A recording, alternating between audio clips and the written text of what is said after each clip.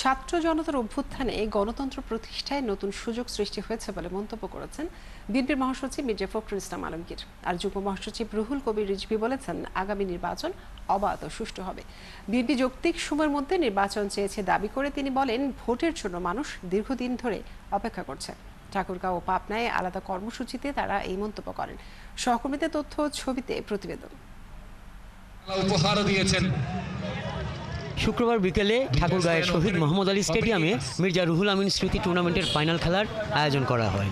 অনুষ্ঠানে প্রধান অতিথির বক্তব্যে বিএনপির মহাসচিব মির্জা ফখরুল ইসলাম আলমগীর বলেন, 15 বছর দেশের সব প্রতিষ্ঠান ধ্বংস করা হয়েছে। এখন সময় এসেছে প্রতিষ্ঠানগুলোকে নতুন করে গড়ে তোলার।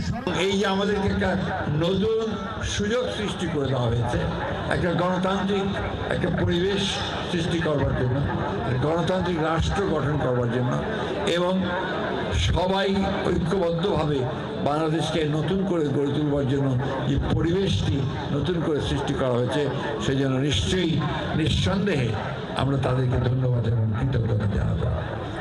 একটা কথা আমাদের সবসময় মনে রাখতে হবে যে দেশটা আমার, এটা অন্য কারো নয়।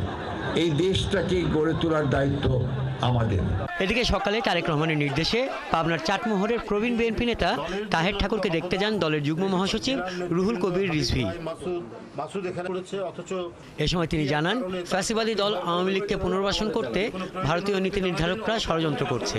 লন্ডনে ডক্টর ইউনূসের সঙ্গে তাদের ভারপ্রাপ্ত চেয়ারম্যান তারেক রহমানের বৈঠকের পর থেকেই এই ষড়যন্ত্র আরও প্রকট হয়েছে।